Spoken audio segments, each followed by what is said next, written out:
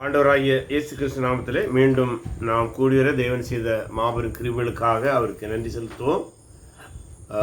நாம் பிரசங்க கலை என்கிற பாடத்தை இன்றைக்கு தியானிக்கின்றோம். சென்ற வாரத்திலும் இதே பாடத்தை தான் ஆரம்பித்தோம். அதில் பிரசங்க கலையுடைய நோக்கம், பேச்சாற்றலுடைய வல்லமை, பேச்சாற்றலுடைய ரகசியம், கிறிஸ்தவ செய்தியாளருக்கான அடிப்படை தகுதிகளாகிய 5 கூறுகளை சென்ற வாரத்திலே நாம் பார்த்திருந்தோம். இன்றைய தினத்திலே உங்களுடைய நோட்டு கிடைக்காதவங்களுக்கு நான் கூடிய சீக்கிரம் தந்துடுறேன். நோட்டில் 3வது பக்கத்திலிருந்து நாம் இன்றைக்கு ஆரம்பிக்கின்றோம். அதில் 6வது பாயிண்ட்லேருந்து நம்ம ஆரம்பிக்க வேண்டும் என்று நினைக்கின்றேன். செய்தியாளர் மனதில் வைக்க வேண்டிய முக்கியமான காரியங்கள், அதாவது ஒரு பிரசங்கியார் அல்லது ஒரு பாஸ்டர்னு சொல்லலாம், அல்ல பிரசங்கம் செய்ய செல்கிற யாராக இருப்பினும் அவருடைய மனதிலே சில காரியங்களை ரெக்கார்ட் பண்ண மாதிரியே எப்பவுமே வைத்துக்கொள்ள வேண்டும். அது மனதளவிலே நாம் ஒரு பிரசங்கம் செய்வதற்கு நம்மை ஆயத்தப்படுத்துவதற்கு அடையாளமாக இருக்கின்றது. முதலாவது படிப்போம். நலமானவைகளையும் உங்கள் திட நம்பிக்கையும் வசன ஆதாரத்துடன் பேசுங்கள். அப்படின்னா, நம்ம பிரசங்கம் பண்ணும்போது எந்த அளவுக்கு தேவையற்ற வார்த்தைகளையும் தேவையற்ற வாக்கியங்களையும் தேவையற்ற கருத்துக்கள் அல்லது கதைகளை தவிர்க்க முடியுமோ அந்த அளவுக்கு தவிர்க்க வேண்டும். ஏனென்றால் ஒன்றை புரிந்து கொள்ள வேண்டும், இன்றைய காலகட்டத்தை நான் தயவு செய்து யாரையும் தனிப்பட்ட முறையிலே நான் தாக்கவில்லை, குறை மதிப்பீடு நான் செய்யவில்லை. ஆனால் நாம் ஒரு நல்ல பிரசங்கி நான் சொல்லும்போது உலகளாவிய அளவிலே நாம் நம்மை வளர வேண்டும். நல்லா புரிஞ்சிடுங்க. ஏதோ ஒரு சின்ன சர்ச்சையில் பிரசங்கம் பண்ணுறோன்னு நம்ம எப்போதும் இருந்து கொள்ளக்கூடாது. நாம் தொடர்ந்து வளர்ந்து கர்த்தர் சித்தமானால் நம்முடைய செய்தி உலகமெங்கும் உள்ள மக்களுக்கு, நாம் எந்த பாஷையில் பேசுகின்றோமோ அந்த பாஷையில் புரிந்து கொள்ளக்கூடிய மக்களுக்கு சென்றடைவதுதான் நம்முடைய இலக்காக இருக்க வேண்டும். அதற்காக நாம் எந்த விதமான தரம் தாழ்ந்த முறையிலும் போக வேண்டிய தேவையில்லை. ஆக நலமானவைகள் யாருக்கு? நமக்கு நலமானவைகள் அல்ல. நல்லா புரிஞ்சுடுங்க, நமக்கு நலமானவைகள் அல்ல. நம்முடைய செய்தியை கேட்கிறவனுக்கு நலமாக இருக்க வேண்டும். நலம் என்றால் மீண்டும் அவனை சும்மா சிரிக்க வச்சுட்டு ஜாலியா நல்ல ஹாப்பி மூட்ல வைக்கிறதல்ல, அவனுடைய வாழ்க்கையை கட்டி எழுப்பக்கூடியதாக இருக்க வேண்டும். அப்போஸ்தலனாகிய பவுல் ஒரு இடத்துல சொல்லுகின்றார், எனக்கு மிகவும் பிடித்தமான ஒரு வாக்கியம், பவுல் அப்போஸ்தலனுடைய வாயிலிருந்து வந்த வாக்கியங்களிலே எனக்கு பிடித்த ஒரு வாக்கியம், இடித்து போட அல்ல ஊன்ற கட்டவே கர்த்தர் எனக்கு கொடுத்த அதிகாரம் என்று சொல்வார். அப்ப பிறருடைய வாழ்க்கையை இடித்து போடாமல் பிறருடைய வாழ்க்கையை கட்டுவதுதான் நலமானவைகள். அதை புரிந்து கொள்ள வேண்டும். ஆகவே நலமானவைகளையும் உங்கள் திட நம்பிக்கையும் வசன ஆதாரத்துடன் பேசுங்கள். அப்போ கேட்பவருக்கு அது நலமானதாக இருக்க வேண்டும், நம்மிடம் உள்ள நம்பிக்கையை சார்ந்ததாக இருக்க வேண்டும். நாம் வேத வசனத்தை நம்புகிற விதமாக, பைபிள் தேவனுடைய வார்த்தை, இது நம்முடைய நம்பிக்கை. தேவன் ஒருவர், இது நம்முடைய நம்பிக்கை. கிறிஸ்து மீட்பர் நம்முடைய நம்பிக்கை. பரிசுத்த ஆவியானவர் நம்மிலே செயல்படுகின்றார், இது நம்முடைய நம்பிக்கை. கர்த்தராகிய இயேசு கிறிஸ்துக்குள் மட்டுமே நம்முடைய மீட்பு இருக்கிறது, இது நம்பிக்கை. மீட்கப்பட்டவர்கள் சபையாக செயல்பட வேண்டும், இது நம்முடைய நம்பிக்கையும் வேதத்தின் போதனையாக இருக்கிறது. கர்த்தராகிய இயேசு கிறிஸ்து வந்து தன்னுடைய ராஜ்யத்தை அமைப்பார், இது நம்முடைய நம்பிக்கையும் எதிர்பார்ப்புமா இருக்கிறது. இப்படி நம்முடைய நம்பிக்கையை மக்களுக்கு பயனுடையதாக, நலமுடையதாக, அவருடைய வாழ்க்கையை கட்டியமைப்பதாக நாம் வேத வசனங்கள் ஆதாரத்துடன் பேச வேண்டும் அல்லது பிரசங்கிக்க வேண்டும். இதை ஒரு வாழ்நாள் போதனையாக நாம் மனதில் வைத்துக் கொள்ள வேண்டும். ஏன்னா, மீண்டும் சொல்கிறேன், தவறாக யாரையும் மதிப்பிட்டு சொல்லவில்லை. இன்றைய பிரசங்கங்களை, பல பிரசங்களை நான் கேட்கின்றேன். நல்ல ஜோக் அடிப்பாங்க, தப்பு இல்லை. ஒரு குறிப்பிட்ட அளவு ஒரு செய்தியிலே ஒரு ஜோக்கோ 2 ஜோக்கோ அல்லது 3 ஜோக்கோ இருக்கிறது கூட தவறு இல்லை. ஆனால் சிலருடைய பிரசங்கம் முழுவதுமாகவே ஜோக்காகவே இருக்கும். அது கூட பரவாயில்லை என்ற நிலைக்கு நான் வந்து விட்டேன். காரணம் என்னவென்றால், இந்த காலகட்டத்திலே அநேக பிரசங்கிமார் பிரசங்கிக்கிறோம் என்கிற பார்வையிலே இரட்டை அர்த்த வசனங்களை கிறிஸ்தவ மேடைகளிலே பேசுகிறார்கள். பல அரசியல் தலைவர்கள் கூட அப்படி பேச மாட்டார்கள். நான்காம் தர பிரசங்கிமார் என்று சொல்வார்கள் அரசியல்வாதிகளிலே. இந்த நான்காம் தர பிரசங்கிகள், பேச்சாளர்கள் தான் அப்படி இரட்டை அர்த்த வசனங்களை அரசியல் மேடைகளிலே பேசுவார்கள். ஆனால் துரதிர்ஷ்டவசமாக இன்றைய தமிழ் கிறிஸ்தவ உலகிலே இந்த இரட்டை அர்த்தத்திலே பேசுகின்ற கெட்ட வார்த்தையை பச்சையாக பேசுவதற்கு பதிலாக அதை பரிசு பேப்பர்ல, கிஃப்ட் பேப்பர்ல பொதிஞ்சு கொடுப்பது போல இரட்டை அர்த்த வசனங்களை எந்தவித கூச்ச நாச்சமும் இல்லாமல், சூடு சொரணை இல்லாமல் பேசுகிறார்கள். அதிலும் துரதிர்ஷ்டம், அவர்களைத்தான் இன்றைய கிறிஸ்தவ சமுதாயம், கிறிஸ்தவ சபைகள் விரும்பி அழைக்கின்றன. எனக்கு ஏனென்றும் புரியவில்லை.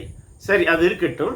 இதை நாம் பிரசங்கிகள் நாம் அப்படி செய்யக்கூடாது என்பதற்காக சொன்னேன். மற்றபடி அவர்கள் மீது எனக்கு எந்த வெறுப்போ காழ்ப்புணர்ச்சியோ எதுவும் கிடையாது. ஏன்னா அவங்களுக்கு அவ்வளோதான் தெரியும், அப்படி வச்சிட வேண்டியது அவ்வளோதான். அதுக்கு மேலே அவங்கள நம்ம தரந்தாழ்த்த வேண்டிய தேவையில்லை. ஏனென்றால் அவர்களே தங்கள் தரத்தை தேவ சமூகத்திலே தாழ்த்தி கொண்டே வருகின்றார்கள். ஆகவே நலமானவைகளைத்தான் பேச வேண்டும். மக்கள் வாழ்க்கை கட்டக்கூடியதை பேச வேண்டும். மக்கள் வாழ்க்கையை கட்டாமல் கவிழ்த்து போடுகிறவர்களை நாம் பேசுவதை தவிர்க்க வேண்டும். திருக்குறளில் இருக்குது அல்லவா, இனியவை இருப்ப கனி இருப்ப காய் கவர்ந்தட்டுன்னு சொல்லுவாங்க. அதாவது நல்ல சொற்கள், நல்ல கனிமையான காரியங்கள் கர்த்தருடைய வார்த்தையில் இருக்கும்போது தேவையற்ற காய் போன்ற காரியங்களை பேசுவது தேவையற்றது. இரண்டாவது, தேவனுடைய வார்த்தையை படிப்பதில் கவனம் செலுத்துங்கள்.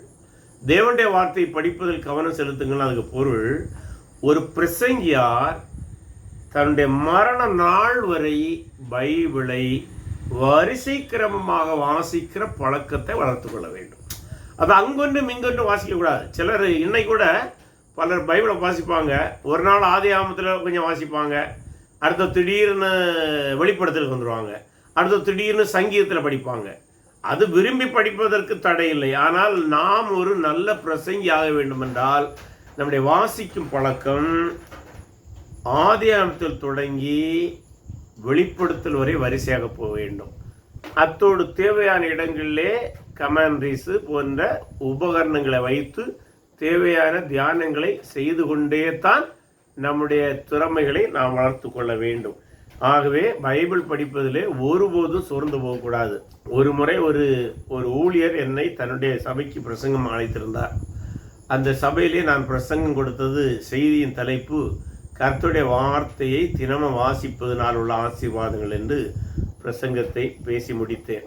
பிரசங்கம் பேசி முடித்த பின்பு சாப்பிட்டு கொண்டிருக்கும் போது அந்த பாஸ்டர் ஒரு உண்மையை சொன்னார். அதற்காக நான் அவரை பாராட்டுகிறேன். பொதுவாக எந்த பாஸ்டரும் அவ்வளவு உண்மை சொல்ல மாட்டார்கள். ஆனால் அவர் மிக உண்மையான ஒன்றை சொன்னார். பாஸ்டர், என்னை மன்னித்து விடுங்கள், நீங்கள் நல்ல செய்தியை கொடுத்தீர்கள். ஆனால் துரதிர்ஷ்டவசமாக நான் பைபிளை வாசித்து 6 மாதங்கள் ஆகிறது. நம்புகிறீர்களா? ஒரு போதகர் என்னிடம் உண்மையை சொன்னார். ஆனால் ஒன்று, கர்த்தர் அவர் உண்மை செய்வதற்காக அவர் ஆசீர்வதிப்பார். ஆனால் ஆச்சரியமானது என்னவென்றால், அந்த சபையில் ஏராளம் ஜனங்கள் இருந்தாங்க. அப்போ 6 மாதம் அவர் என்ன செய்தி கொடுத்துருப்பார்? அந்த பிரசங்க நேரத்தில் பைபிளை படித்து அவருக்கு என்ன தோணிச்சோ அதை கொடுத்துருப்பார். அல்லது என்னை போல வேறு வேறு பிரசங்களை அழைத்து வாய்ப்பு கொடுத்துருப்பார். என்ன நடந்ததுன்னு நான் ரொம்ப போகலை, எனக்கு அது ஷாக்காக இருந்துச்சு. அவர் என்கரேஜ் பண்ணேன், இல்லை பாஸ்டர் நம்ம தொடர்ந்து பைபிளை படிக்கணும்னு சொல்லிட்டு வந்துட்டேன்.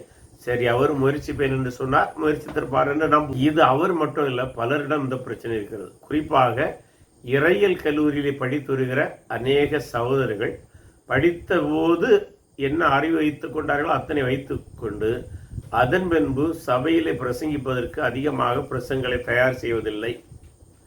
தங்களுக்கு தெரிந்தவைகளை சுமார் 40 நிமிடம் அடித்து விடுகிறார்கள்.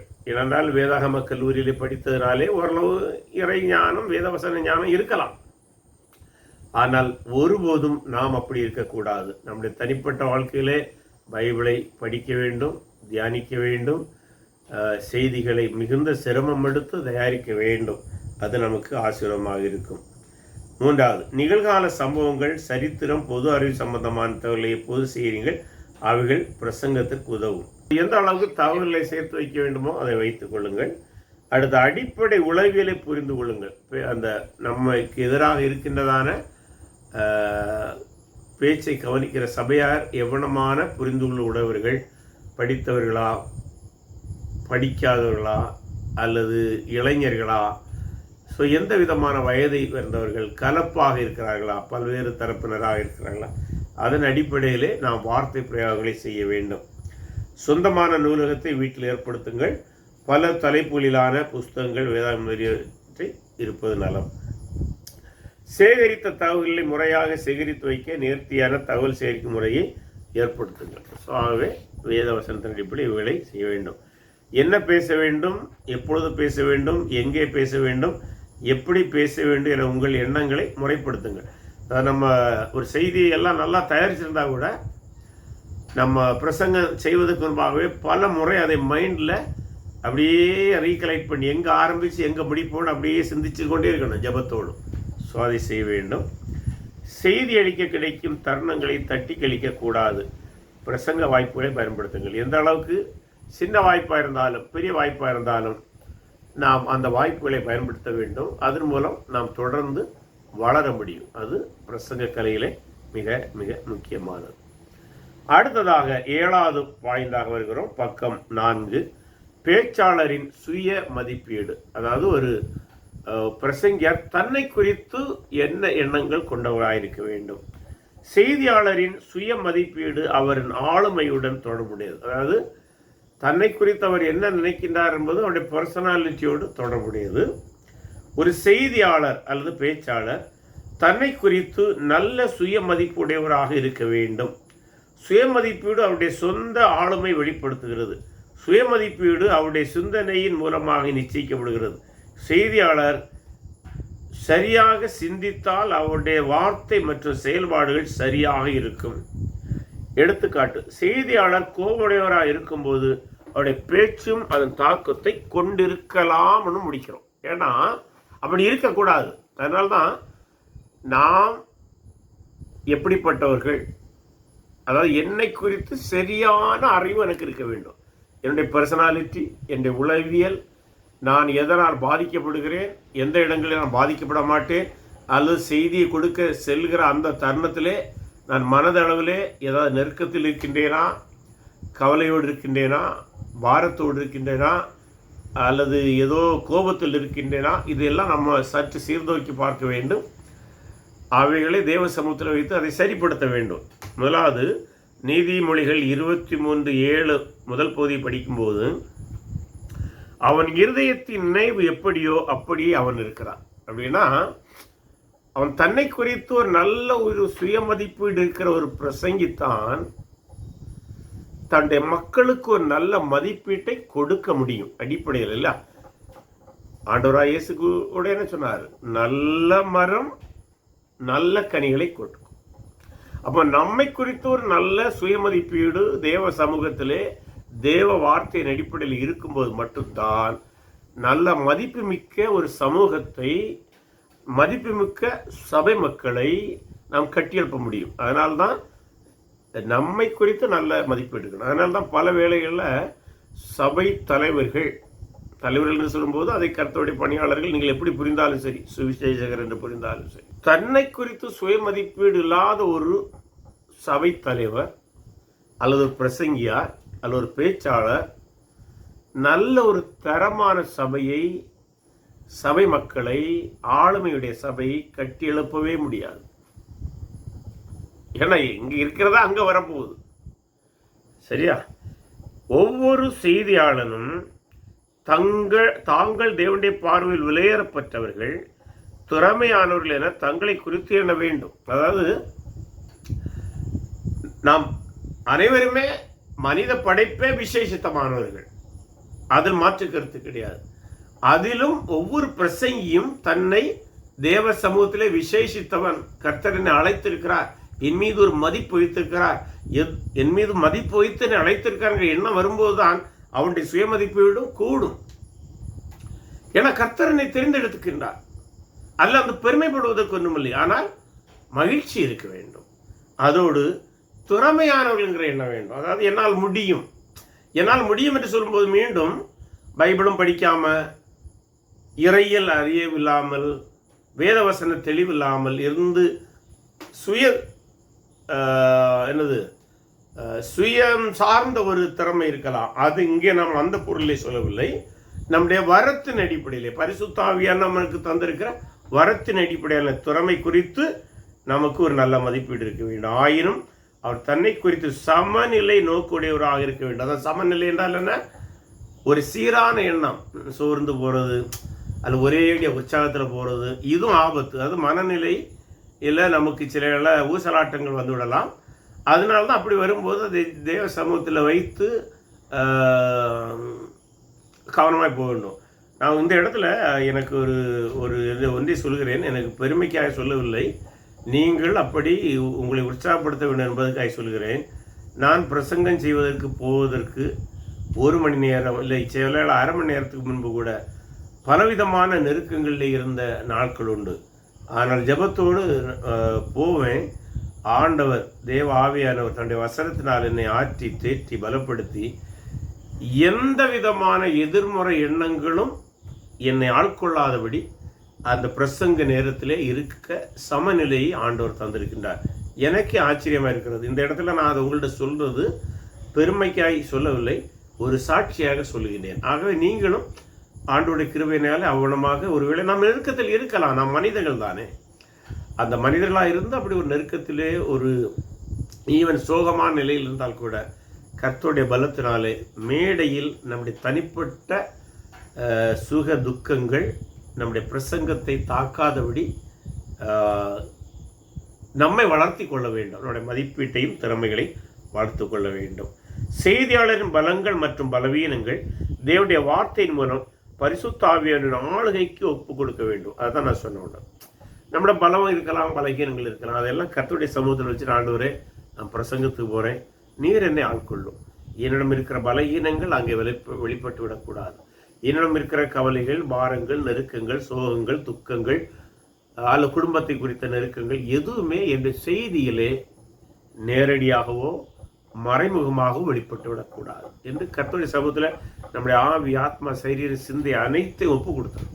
ஆண்டவர் பார்த்துக்கூடாது, நிச்சயமாக நம்மை பலப்படுத்துவார் என்பதிலே நாம் ரொம்ப கவனமாக இருக்க வேண்டும். அடுத்ததாக சுய மதிப்பீடு வளர செய்தல். அதாவது நம்முடைய சுய மதிப்பீடுகள் இருந்தால் நாம் அனைவருமே ஒரே பர்சனாலிட்டியில் இருக்க வாய்ப்பில்லை. நாம் ஒவ்வொருவரும் விசேஷித்தவர்கள், ஒவ்வொருவரும் வித்தியாசமான குணங்கள், சிந்தனைகள், பார்வைகள் உடையவர்கள். ஆனாலும் கர்த்தருடைய ஊழியம் என்பது ஒன்றுதான். ஆகவே கர்த்தருடைய சமூகத்திலே, கர்த்தருடைய மக்கள் மத்தியிலே கர்த்தருடைய வார்த்தையோடு நிற்கும்போது நாம் சில சிறப்பு பண்புகளை வளர்த்து கொள்ள வேண்டும். அதை எப்படி வளர்த்து கொள்ளலாம் என்றால், 4 பக்கம் கடைசியில் வருகிறது, நீங்கள் ஒரு தனிப்பட்ட நபர் என்பதை அறிந்து கொள்ளுங்கள். நம்ம ஒரு தனி மனிதர். நீங்கள் தேவனால் விசேஷமாய் சிருஷ்டிக்கப்பட்டவர்கள். சங்கீதம் 139 வருகிறது அல்லவா? நீங்கள் மட்டும்தான் உங்கள் சாயலில் இருக்கிறீர்கள். தங்களிடம் வேறு இல்லாத சில திறமைகள் இருக்கிறன்னு நினைக்கணும். அதை பாருங்க, 700 கோடி 800 கோடி மக்கள் இந்த பூமியில் இருக்கிறார்கள். ஆனால் நம்முடைய கைரேகை எடுக்கிறாங்க, கண் இமைகள் எடுக்கிறாங்க, இன்னும் என்னெல்லாமோ பயோமெட்ரிக் அடையாளங்கள் எடுக்கிறாங்க. பாருங்க, உலகத்தில் 800 கோடி மக்களில் என்னுடைய கைரேகையும் என்னுடைய கண் இமைகள் ரேகைகளும் என்னுடைய சரீரத்தில் இருக்கிற வேறு சில அடையாளங்களும் வேற எந்த மனுஷன்ட்டும் இருக்காது. ரவிக்குமாராகிய நான் ஒருவன் தான் இந்த உலகத்திலே 800 கோடி மக்களிலும் இருக்கின்றேன். இதற்கு முன்பு மரித்து போனவர்களிலும் என்னை போல யாரும் இல்லை. இனிமேல் எத்தனை நூற்றாண்டுகள் ஆனாலும் என்னை போல ஒருவர் பிறக்க போவதில்லை. அத்தனை விசேஷமாக தேவன் என்னை படைத்திருக்கின்றார். அத்தனை விசேஷமாக தேவன் உங்களை படைத்திருக்கின்றார். அந்த எண்ணம், அந்த அளவுக்கு நான் விசேஷித்தவன், அந்த எண்ணம் முதலாவது வர வேண்டும். 2வது பக்கம் 5, தாங்கள் மற்றவரின் பாவனைகள் பின்பற்ற முயற்சிக்க வேண்டாம், நீங்கள் நீங்களாகவே இருங்கள். உதாரணமாக தாவீது சவுலின் பாவனைகளை பின்பற்றவில்லை. தாவீது யுத்த காலத்துக்கு போறான் கோலியாத்துக்கிட்ட இல்ல, அப்ப சவுலுக்கு ட்ரெஸ்ஸை கொடுத்து பார்க்குறான், அது ஃபிட் ஆகலை. அதனால தாவீது என்ன செய்யறான், தான் வந்த விதமாக தனக்கு எப்படி தெரியுமோ அதன்படி தனக்கு தெரிந்த யுத்த முறைகளோடு செல்கின்றான், தன்னுடைய சொந்த முறையிலே போகின்றான். அது எது என்னன்னா, பல வேளைகளிலே நம்முடைய பிரசங்கிகள் செய்கிற ஒரு தவறு உண்டு. என்னன்னா, ஏதாவது ஒரு பிரசங்கியாரை பார்த்து அதை அப்படியே இமிட்டேட் பண்ணுவாங்க. உதாரணமாக ஃபாதர் பெர்க்மான்ஸ் புகழ்பெற்று வந்த காலகட்டத்திலே நான் பலரை பார்த்திருக்கின்றேன். சில வாலிப தம்பிமார் அல்லது புதிதாக ஊழித்து வருகிறவர்கள் அதை அப்படியே இமிட்டேட் பண்ண பார்ப்பாங்க. அது அதாவது ஒவ்வொரு பிரசங்கியாரிடம் இருந்தும் ஒரு சிறந்த குணங்களை நாம் தெரிந்தெடுப்பது தவறல்ல. அதாவது நமக்கு தெரிந்த நல்ல பாஸ்டர்ஸ் ஒரு 5 பேர் எடுத்துக்கொண்டீங்கன்னா, அவங்களோட பிரசங்கங்கள், அவங்க பிரசங்கம் பண்ணுகிற முறைகள், அவர்கள் மேடையில் நிற்கிற முறைகள், அதையெல்லாம் நம்ம பார்த்து நமக்கென்று ஒரு திறமையை அல்ல நமக்கென்று ஒரு ஸ்டைலை நம்ம வளர்த்து கொள்ள வேண்டும். ஏன்னா அதுக்குள்ள ஸ்டைல் நம்மகிட்ட இருக்கும். ஆனால் எந்த ஒரு தனி மனிதனை அப்படியே இமிட்டேட் பண்ணிடக்கூடாது. அது கொஞ்ச காலம் பார்ப்பதற்கு கேட்பதற்கு கவர்ச்சி போல இருக்கலாம், ஆனால் வெகு சீக்கிரத்திலே அது புறக்கணிக்கப்பட்டுவிடும். ஏன்னா ஃபாதர் பெர்க்மான்ஸுக்குள்ள ஸ்டைல் அவருக்கு மட்டும் உரியதுதான், அல்லது இன்னொரு பிரசங்கியா இருக்கிற திறமை அவருக்கு மட்டும் உரியது. ஆக அதை அப்படியே இமிட் பண்ணிடக்கூடாது. டிஜே தினகரன் புகழ்பெற்று வந்த நேரம் பலரை பார்த்தீங்கன்னா அவரை போலேயே பேசுவாங்க, அவரை போலேயே கண்ணசைப்பாங்க, அவரை போலேயே அந்த முகபாவநிலை கொண்டிருப்பாங்க. அப்படி பண்ணக்கூடாது. நாம் பலரை பார்த்து நம்மிடம் இருக்கிற திறமையின் அடிப்படையிலே அவைகளை வெளிப்படுத்த முயற்சிக்க வேண்டும். 3, நீங்கள் உங்கள் குறிக்கோளை எப்பொழுதும் உங்கள் முன்பில் வைத்திருங்கள். அப்படின்னா உங்களுடைய குறிக்கோள் என்னது? கர்த்தருடைய வார்த்தையை பிறருக்கு சொல்லுதல், பிறரை கட்டி எழுப்புதல். பவுல் சொன்னார்லவா, இடித்து போடவல்ல ஊன்ற கட்டவே என்று சொன்னார். அதான் நமக்கு எதிரில் இருக்கிற நம்முடைய செய்தியை கேட்டுக்கொண்டிருக்கிற சபை மக்கள் அல்ல இன்னொருவரை அவருடைய வாழ்க்கையை கட்டி எழுப்புவதுதான் நம்முடைய நோக்கம். இன்னொரு கோணத்தில் சொன்னால் கர்த்தருடைய நாமத்துக்கு மகிமை கொண்டு வருவது எப்படியும் எடுத்துக்கொள்ளலாம். ஆகவே அதுல தான் நம்முடைய தெளிவு இருக்க வேண்டும், ரொம்ப தெளிவாக இருக்க வேண்டும். என்னை ப்ரமோட் பண்ணுவதல்ல, நான் நல்ல பிரசங்கி, என்னுடைய ஸ்டைலை பாருங்க, என்னுடைய அழகை பாருங்க, அப்படி இருக்கக்கூடாது. அப்படி இருக்க வேண்டிய தேவையில்லை. அப்படி இருந்தாலே கொஞ்சம் கொஞ்சமாகவே நாம் நம்முடைய சுயமதிப்பீடு சில வேளை தவறாக போய்விட வாய்ப்பு இருக்கிறது. அடுத்தது 8வது பாயிண்ட் வருகிறோம். அது ஒரு புதிய தலைப்பு, பேச்சாளர் ஆவதற்கான முன் நிபந்தனைகள். அது ஏற்கனவே நம்ம பார்த்ததோடு சற்று தொடர்புடையது, ஆயினும் சற்று அதை பார்ப்பது நல்லது. நீங்கள் பேசும் கருப்பொருளில் அல்லது தலைப்பில் நீங்கள் சிறந்த அறிவுடையவராக இருக்க வேண்டும். கருப்பொருள் மீது சிறந்த அறிவுடையவர் இருப்பது தாங்கள் திட நம்பிக்கையுடன் பேசுவதும். நமக்கு சுயமதிப்பீடு மட்டும் போதாது, அதனால மட்டும் நல்ல பிரசங்கி ஆகிட மாட்டோம். நம்ம எந்த கருப்பொருளில் பேச இருக்கின்றோமோ அதை குறித்து தெளிவான பார்வை இருக்க வேண்டும். ஏன்னா நம்ம பாருங்க, நம்ம எல்லோரும் கிறிஸ்தவ பிரசங்கிகள். கிறிஸ்தவ பிரசங்கியா இருக்கிறதுனால நாம் ஒரு சிறந்த பிரசங்கியா இருப்பதற்கு அடிப்படை அறிவு வேதவசனம், அத்தோடு இறையியல், அதோடு இஸ்ரவேலுடைய வரலாறு, சபை வரலாறு போன்ற இவைகள் அடிப்படையாக தெரிஞ்சிருக்கணும். அதனால்தான் இறையியல் கல்லூரி படிக்கிறது, அங்கே இதெல்லாம் கற்று தருவாங்க. இறையியல் கல்லூரி தேவையில்லை என்று பலர் நினைக்கிறதுனால தான் அவங்க சிறந்த பேச்சாளர் ஆக முடியாது. ஒருவேளை கவர்ச்சியாக பேசுவார்கள், ஆனால் அவர்கள் பேச்சுகளில் பல தவறுகள் இருக்கும். அதை நீங்கள் கண்டுபிடிக்க முடியும். நீங்கள் கோர்ஸ் முடிக்கும் போது உங்களுக்கே நீங்கள் பேச்சாளர்கள் பிறருடைய பேச்சாளர் பார்த்தா அதில் உள்ள தவறுகளை நீங்கள் கண்டுபிடிக்க முடியும். அதனால்தான் நாம் எந்த பொருளில் இப்போ நம்ம எல்லாம் இறையியல் பிரசங்கியார்களாக போகிறோம். அப்போ நமக்கு அடிப்படையிலே இறையியல் என்ன, கிறிஸ்தவ இறையியல் என்றாலே வேற ஒன்றும் இல்லை, கிறிஸ்தவ நம்பிக்கை தான். பலர் இறையியல் வேறு நம்பிக்கை வேறுன்னு புரிகிறாங்க, தவறு. அப்படி இல்லை. இறையியல் என்பதனுடைய சாராம்சமே கிறிஸ்தவ நம்பிக்கையிலே தொகுப்பு தான். ஆகவே அதை புரிந்து கொள்ள வேண்டும். அதுபோல வேத வசன அறிவு இருக்க வேண்டும். அடுத்த வரலாற்று அறிவு. வரலாற்று அறிவு என்று சொல்லும்போது நாம் பழைய ஏற்பாட்டின் பார்வையிலே பார்க்கும்போது இஸ்ரவேலை குறித்த ஒரு அறிவு இருக்க வேண்டும். புதிய ஏற்பாட்டின் பார்வையிலே சபை சரித்திரத்தை குறித்த அறிவு இருக்க வேண்டும். பெந்தேகோஸ்து நாளிலே சபை ஆரம்பித்ததிலிருந்து, ஏன்னா இவைகள் இருந்தால்தான் நீங்கள் அந்த உங்களுடைய மெசேஜ் சரியாக கொடுக்க முடியும். இதோடு நில்லாமல் நீங்கள் இப்போ ஒரு குறிப்பிட்ட தலைப்பில் பேச போறீங்கன்னு வைத்துக் கொள்ளுங்க. உதாரணமாக 2ஆம் வருகை. 2ஆம் வருகை குறித்து பேசும்போது 2ஆம் வருகை குறித்து உங்களுக்கு தெளிவான பார்வையும் தெளிவான இணையிலும் தெளிவான வசன அறிவும் இருக்கணும். ஏன்னா இன்னைக்கு பல 2ஆம் வருகை குறித்து பேசுகிறாங்க. அவைகளை சில வேளை நான் கவனிப்பேன். நேரம் இருக்கும்போது முழுவதும் தவறாக பிரசங்கிக்கிறார்கள். காரணம் என்னவென்றால், அவங்க பல ஆண்டுகளாக ஊழியம் செய்திருக்கலாம். ஆகவே அவர்கள் நினைக்கிறார்கள் எனக்கு எல்லாமே இப்போது தெரியும் என்று. துரதிர்ஷ்டவசமாக இன்றைய கிறிஸ்தவ உலகில் இருக்கிற ஒரு பெரிய ஒரு வருந்தத்துக்குரிய ஒரு பார்வை தான். அதாவது டாக்டர் படிச்சிருப்பாரு, பைபிள் ஒரு 10 இடம் வாசித்திருக்கலாம், உடனே அவர் ஊழியக்காரர் என்று சொல்கிறார். அப்படி அல்ல. அவர் டாக்டர்னா டாக்டர் தான். எந்த டாக்டர்? எம்பிபிஎஸ் தான். அது உதாரணத்துக்கு நான் சொல்றேன், நம்ம எம்பிபிஎஸ் புஸ்தகத்தை எல்லாமே நம்மளும் கடையில் வாங்கி வாசிக்க முடியும். ஆனால் நம்ம யார் ஆக மாட்டோம்? டாக்டர் ஆக முடியாது. அரசாங்கமும் அங்கீகரிக்காது. அதுபோல தான் அவர் எம்பிபிஎஸ் டாக்டர்னா எம்பிபிஎஸ் டாக்டர் தான். அவர் இறையியல் புஸ்தகத்தை எல்லாமே வாசிக்கலாம், ஆனால் அவர் இறையியலாளர் ஆக முடியாது. ஏனென்றால் அவர் எப்படி பைபிள் காலேஜ் எம்பிபிஎஸ் படித்து காலேஜில் படித்து சர்டிஃபிகேட் வாங்கினாரோ, அதுபோல இறையியல் கல்லூரியிலே படித்து அவர் சர்டிஃபிகேட் வாங்கணும். குறைந்தபட்சம் தொலைவு தூர கல்வியிலே ஒரு நல்ல கல்லூரியிலே படித்தால் கூட தவறல்ல. எதற்கு இதை சொல்கிறேன் என்றால், அப்போதான் கருப்பொருளிலே நமக்கு ஒரு தெளிவான பார்வை வரும். அல்லது இறையியலும் பிரசங்கமும் தவறாக போகும். அடுத்த திட நம்பிக்கையுடன் பேசுங்கள். பேச்சாளர் சபையோர் முன்பு நின்று பேசும்போது இடர்பாடுகளை அல்லது பயத்தை சமாளிக்க மனப்பான்மை வளர்த்து கொள்ள வேண்டும்.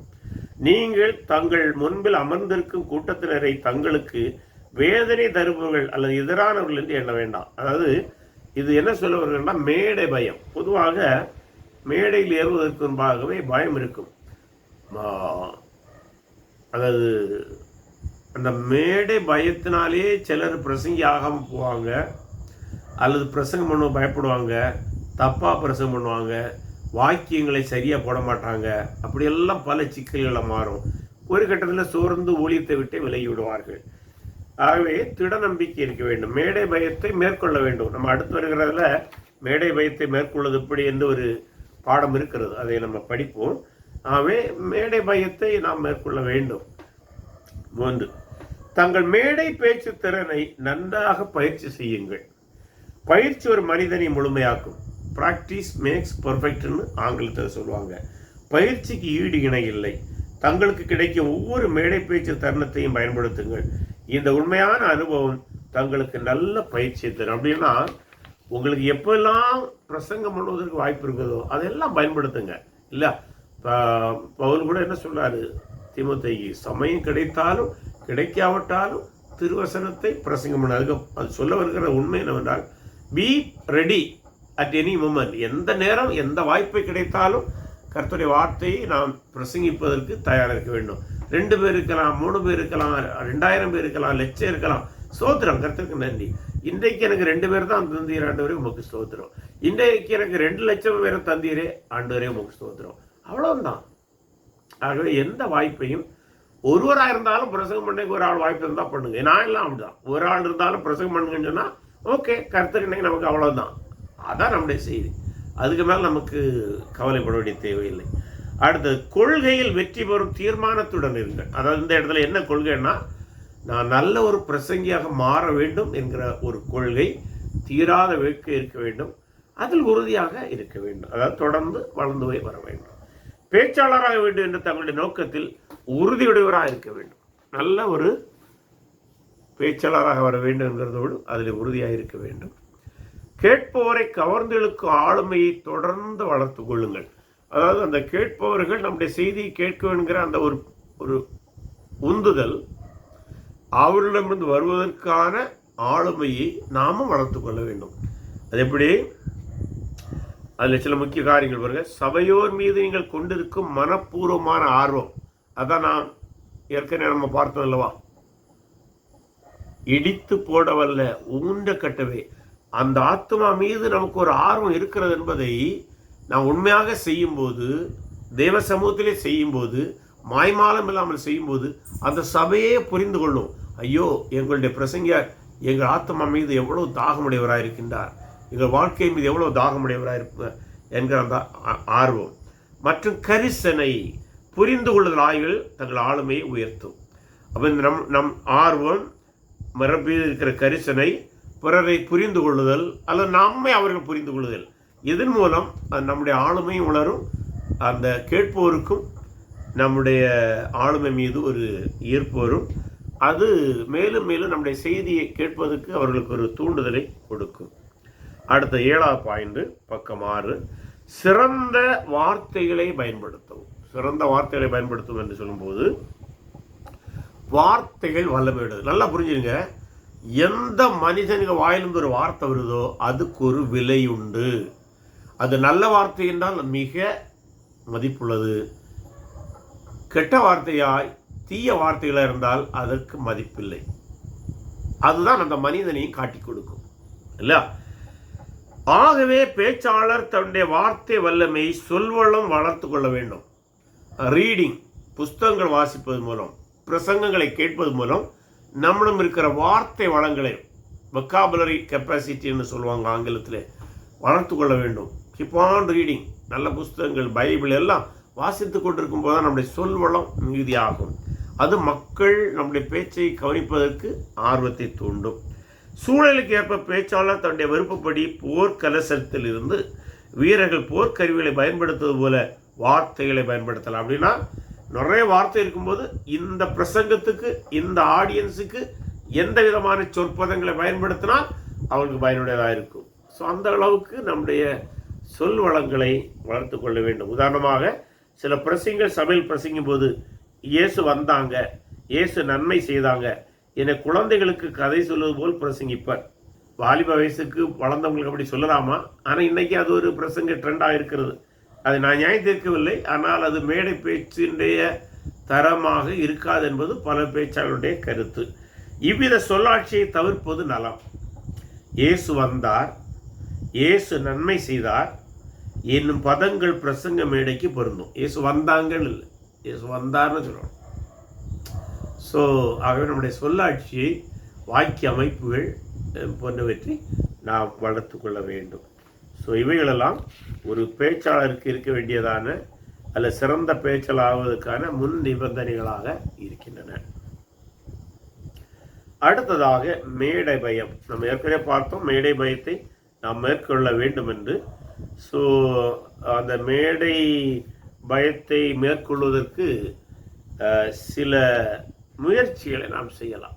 ஏன்னா மேடை பயமானது பேச்சு திறமை பாதிக்கும். மேடை பயத்திற்கான அடிப்படை காரணங்கள், மேடை பயத்துக்கு என்னென்ன காரணங்கள் இருக்குன்னா, பல காரணங்கள் இருக்கலாம், ஒவ்வொருவருக்கும் வெவ்வேறு காரணங்கள் கூட இருக்கலாம். பொதுவாக என்னென்ன காரணங்கள் என்பதை மட்டும் இங்கே நாம் பார்ப்போம். ஒன்று, மேடை பேச்சாளர் ஆவதற்கான குறைவான தகுதி. அதாவது ஒரு மேடையில் பிரசங்கிப்பதற்கென்று தகுதி இருக்கணும். இப்போ அதான் நான் ஏற்கனவே சொன்னேன்ல, நம்ம ஒரு பாஸ்டராக, ஒரு கிறிஸ்தவ பிரசங்கியாக இருப்பதற்கு என்ன குறைந்தபட்ச தகுதி?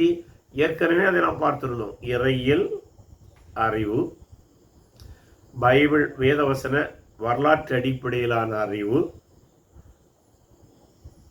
புதிய ஏற்பாட்டு சபை சரித்திர அறிவு, இஸ்ரேலுடைய சரித்திர அறிவு. இவைகள் இருந்தால் தான் குறைந்தபட்ச திறமை நமக்கு இருக்கும். அது இல்லாத பட்சத்தில் நாம் செய்தியை பிரசங்கிக்கிறான்னு சொல்லிட்டார்னா கொஞ்சம் திணறலாக இருக்கும். அது ஒரு காரணம். ஆனால் துரதிர்ஷ்டவசமாக இன்னைக்கு நிறைய பேருக்கு அந்த பயமே கிடையாது. ஏன்னா ஒரு முறை ஒரு பிரசங்கியார் 45 நிமிஷம் பிரசங்கம் பண்ணார். ஒரு வசனத்தை வாசித்துட்டு அவர் பிரசங்கம் பண்ணும்போது முற்றிலும் தவறாக, அதாவது அந்த வசனத்தை அவர் பிரசங்கம் பண்ணலை, கடைசியில் 45 நிமிடம் பிரசங்கம் பண்ணி முடித்த பின்பு அவரை நான் கேட்டேன், ஐயா நீங்கள் ஒரு வசனத்தை படித்தீங்க, அடுத்த 45 நிமிஷம் பிரசங்கம் பண்ணீங்க, நீங்கள் படித்த வசனத்தின் எந்த கருத்துமே அதில் வரலையேன்னு சொன்னோன்னா அவர் எனக்கு அருமையான ஒரு பதிலை தந்தார். அதாவது பிரதர், அது வேற ஒன்றும் இல்லை. வசனத்தை படித்து ஜெபம் பண்ணி முடிக்கிறல்ல, அதன் முன்பு எனக்கும் அவருக்கும் தான் கான்டாக்ட். இப்படியே கையை காட்டி சொல்றார். அடுத்து அங்கேருந்து வருதான், எங்கேருந்து வருதுன்னு எனக்கு தெரியாது, அங்கேருந்து வருதான், அதுதான் பேசுகிறாராம். இப்போ நான் கேட்டேன், எங்கேருந்து வருது ஐயா, நீங்கள் தேவன்லேருந்து வருதுன்னு சொன்னால் இப்படி தப்பாக பண்ண மாட்டீங்களே. அவர் கொஞ்சம் கஷ்டமாக இருந்து அவர் என்னை அடிக்காமல் விட்டது தான் பெரிய பாக்கியம். ஆனால் அவர் எனக்கு எதிராக அதன் பின்பு செயல்பட்டார், அதனால் தப்பு ஒன்று. அவருக்கு எதிராக செயல்பட உரிமை இருக்கிறது, தவறான பிரசங்கம் செய்யும்போது கேட்பதற்கு எனக்கும் உரிமை இருக்கிறது. ஆகவே பேச்சாளருக்கு குறைந்த தகுதி இருக்கும்போது மேடை பயம் வரலாம். ரெண்டாவது, குறைவான பொறுமை, அதாவது பொறுமையின்மை. அப்படின்னா ஒரே நாளில் நான் பெரிய பிரசங்கி ஆகிறேன். ஒரு முறை ஒரு தம்பிகிட்ட நான் பேசினேன். அவன் சொன்ன வார்த்தையை சொல்லுகிறேன். நான் இறையல் வகுப்பு நடத்திட்டு இருக்கிறேன், கிளாஸ் உள்ளே வரல, வெளியில் தூரத்தில் இருக்கிறான். ஒரு சபையில் நடந்த வகுப்பு, என்னைக்கு அதில் வந்திருப்பான் ரொம்ப நாளாக. இப்போ ஒரு நாள் நான் அந்த பாஸ்டர்கிட்ட கேட்டேன். அப்போ அந்த பாஸ்டர் என்ன சொன்னார்னா, அவனுக்கு டிஜிஎஸ் தினகரனை போல ஒரு பெரிய பிரசங்கி ஆக வேண்டுமா, அதனால் அவன் பைபிள் காலேஜில் படிக்க மாட்டான். ஏனென்றால் டிஜிஎஸ் தினகரன் பைபிள் காலேஜ் படிக்கவில்லை. அவன் சொன்னது. மற்றபடி டிஜிஎஸ் தினகரனை பற்றி எனக்கு பிரச்சனை கிடையாது. அவரை பற்றி நான் பாசிட்டிவ் நெகட்டிவ் என்பது இப்போ தேவையற்றது. அவன் சொன்னதை நான் சொல்லுவேன். ஆகவே அவரை போல் நான் பெரிய பிரசங்கி ஆக வேண்டும், அவர் பைபிள் காலேஜ் படிக்கவில்லையாம் என்று அவன் சொன்னான். அந்த பையன்கிட்ட நான் ஒரு முறை பேசக்கூடிய வாய்ப்பு கிடைச்சது. அவன் சிரிச்சிட்டு போயிட்டான், என்கிட்ட பதில் சொல்லாமல் நைஸாக நழுவி போயிட்டான். ஏதோ மழப்பில் ஏதோ ஒன்று சொல்லிட்டு போயிட்டான். ஆனால் ஒன்று பாருங்கள், இது எதுக்குன்னா, ஒரு பிரசங்கி ஆவது என்பது ஒரு நாளில் வருவதல்ல, பல ஆண்டுகளாக பல மாதங்களாக பயிற்சி எடுத்து தான் கொஞ்சமாக வரும். ஆகவே அவசரமாக பெரிய பிரசங்கி ஆகணும்னு நினச்சாலே ஒரு பயம் வந்துடும். ஸோ அது ரெண்டாவது. மூன்றாவது, கருப்பொருள் அல்லது பேசப்போகும் தலைப்பு மீது குறைவான ஆயத்தம். எந்த தலைப்பு, இப்போ சில இடத்துல பிரசங்கம் பண்ணும்போது இந்த தலைப்பில் பேசுங்கன்னு சொல்லுவாங்க. அப்போ அந்த தலைப்பை குறித்து வேத வசனத்திலிருந்து தெளிவான அறிவு இல்லைன்னா நம்ம நல்லா பேச முடியாது. ஏற்கனவே நாம் பார்த்தோன்னமாக 2ஆம் வருகை குறித்து பேச வருகிறோம் என்றால் 2ஆம் வருகை குறித்து பல்வேறு இறையியல் பார்வைகள் இருக்கின்றன. அவை குறித்து தெளிவான வசன அறிவு இருக்க வேண்டும். இது பைபிள் பிரசங்கத்துக்கு மட்டுமல்ல, நம்ம வேற ஒரு செக்குலர் ஏரியாவில் போய் ஒரு செய்தியை நம்ம கூப்பிட்டா கூட அந்த தலைப்பை நல்லா தயாரித்து போனால் தான் நமக்கு மேடை பயம் வராது. நல்லா தயாரித்து போனோம் என்றால் எந்த துறை சார்ந்த கருத்தையும் நான் பேச முடியும். அரசியல் காரியங்களை கூட நான் பேச முடியும். அரசியல் அறிவு ஓரளவுக்கு இருக்குமானால், இந்திய அரசியல் சட்டம், இந்திய வரலாறு போன்றவைகள் இருக்குமானால் நாம் இந்திய அரசியலை குறித்து நாம் பேசலாம் என்றால் பேச வேண்டிய இடத்தில், தேவையில்லாமல் சபையில் பேச வேண்டும் என்று நான் சொல்லவில்லை, பேச வேண்டிய இடத்தில் முழுமையாக கூட அரசியல் பிரசங்கம் செய்யலாம். நான் பேச்சாளராக பொதுவாக சொல்கிறேன். அதனால் கிறிஸ்தவ பேச்சாளர்கள் எல்லாம் அரசியல் பேச வேண்டும் என்று நான் சொல்ல வரவில்லை, தவறாக புரிந்து கொள்ள வேண்டாம். அதாவது தலைப்பிலே நாம் எதை பேச வருகிறோமோ அதிலே தெளிவான பார்வை அறிவு இருந்தால், முழுமையான அறிவு இருந்தால் மட்டும்தான் நாம் மேடை பயத்தை ஜெயிக்க முடியும். சரி, அடுத்தது மேடை பயத்தை மேற்கொள்வதற்கான பரிந்துரைகள். அப்படின்னா ஒவ்வொருவருடைய மேடை பயமும் வெவ்வேறு காரணங்களால் வரலாம். அதை அவர்தான் கண்டுபிடித்து மேற்கொள்ள வேண்டும். எனினும் பொதுவாக என்னென்ன காரணங்களினால் மேடை பயம் வருகிறதோ அவைகளை எவ்வளமாய் நாம் மேற்கொள்ள வேண்டும் என்பதுதான் நம்ம இங்கே பரிந்துரைக்கின்றோம். ஒன்று, குறிப்பிட்ட அளவிலான மேடை பயமானது தேவையானதும் பயனுள்ளதும் ஆகும். மேடை பேச்சுக்கான சவால்களை சந்தித்து மேற்கொள்ளவும் முறையாக பேச்சை தயாரிக்கவும் இது இயற்கையான தூண்டுதலை தருகிறது. இது உங்களுக்கு புரிஞ்சிருக்கும்னு நினைக்கிறேன்.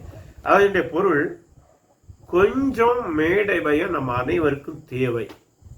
ஏன்னா மேடை பயம் கொஞ்சமாக நமக்கு வரையலைன்னா துணிச்சலாக எதையாவது பிரசங்கம் பண்ணிட்டு வந்துடும். நான் ஒரு எக்ஸாம்பிள் உங்கள்கிட்ட ஒருத்தன் சொன்னேன் தெரியுமா? ஒரு ஆள் பிரசங்கம் பண்ணார், ஒரு வசனத்தை படித்தார், ஜெபம் பண்ணார், ஜெபம் பண்ணிட்டு 45 நிமிடம் பிரசங்கம் பண்ணார். ஒரு வார்த்தை கூட இந்த வசனத்திலிருந்து அவர் விளக்கல்ல. இப்படி சொன்னார்ல, எல்லாம் மேலிருந்து வருதுன்னு. அப்படிப்பட்ட ஆளுக்கு, அந்த ஆளுக்கு எந்த மேடை பயமும் கிடையாது. எந்த மேடை பயமும் இல்லை, எந்த கடவுள் பயமும் கிடையாது, தேவ பயமும் கிடையாது, தேவ பக்தியும் கிடையாது. இருந்திருந்தா நான் படித்த வசனம் கர்த்தருடைய வார்த்தை, அதை நான் எனக்கு மனம் போல பிரசங்கம் பண்ணக்கூடாது என்கிற ஒரு மரியாதையோடு அந்த வசனத்தை பேசியிருப்பார்ல, கர்த்தருடைய வசனத்துக்குரிய கனத்தை கொடுத்துருப்பார்லவா. எதனால் அப்படி துணிஞ்சி மனம் போல பேசினாரு? எந்த பயமும் கிடையாது. எதில் இருக்கிறவெல்லாம் முட்டாள் நினச்சிக்கிட்டார். பிரதிஷ்டமாக கிறிஸ்தவம் அப்படி போய் கொண்டிருக்கிறது. ஆகவே கொஞ்சம் மேடை பயம் இருக்கிறதுக்கு ஆண்டவருக்கு நன்றி சொல்லுங்கள். ஆண்டவரே, எனக்கு கொஞ்சம் மேடை பயம் இருக்கிறது, அவக்காக உமக்கு நன்றி. ஆனால் அந்த பயத்தை மேற்கொண்டு செய்தி கொடுக்க, எனக்கு செய்தி தயாரிக்க ஞானம் தாரும். ஸோ அந்த பயத்தோடு, அந்த பொறுப்போடு, கடமையோடு நாம் செய்தியை கவனமாக தயாரிப்போம், நேரம் எடுத்து தயாரிப்போம், ஜெபத்தோடு தயாரிப்போம். அப்போது இதில் இருக்க சவால்களை மேற்கொள்வதில் ஒரு ப்ரிப்பரேஷன் நம்ம செய்வோம். ஸோ ஓரளவு மேடை பயம் நல்லது தான். அது உங்கள்கிட்ட இருக்கும் என்றால் அதுக்காக நன்றி செலுத்துங்கள். ரெண்டாவது, மேடை பேச்சு தருணங்களை எந்த அளவுக்கு அதிகம் பயன்படுத்துகிறோமோ அந்த அளவு மேடை பயத்தை நாம் மேற்கொண்டு வெற்றி பெற இயலும்.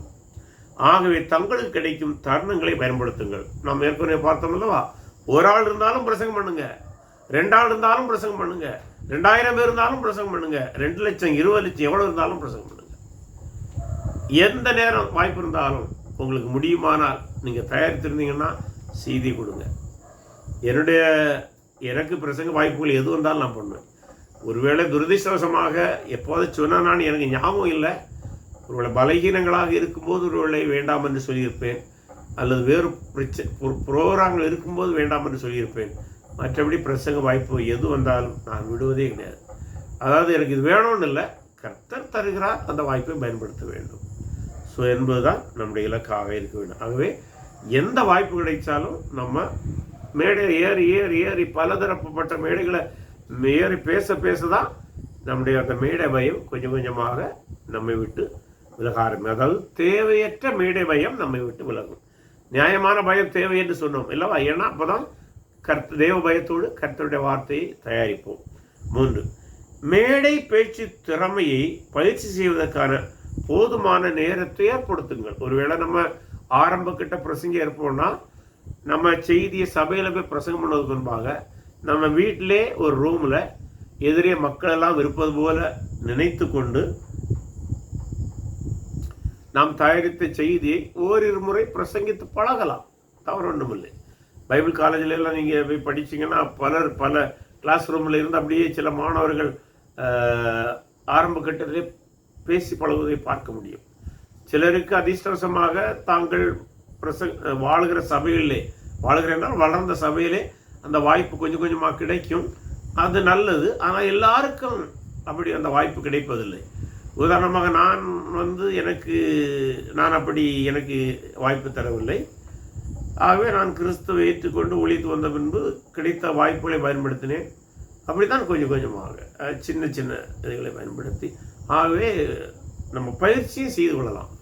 என்ன செய்தியை கொடுக்க போகிறோம் என்று பலமுறை மனதில் ஓட விட்டு முன்னால் ஒரு காங்கிரிகேஷன் இருப்பது மாதிரி, அல்ல சில இடத்துல என்ன செய்வாங்கன்னா எதிர் ஒரு பெரிய கண்ணாடியை வச்சுட்டு அந்த கண்ணாடிக்கு முன்பு நின்று கூட பிரசங்கி பண்ணி பழகிறவர்கள் உண்டு. அதில் உங்களுக்கு எது வாய்ப்போ அதன்படி நீங்கள் பயன்படுத்தி கொள்ளுங்கள்.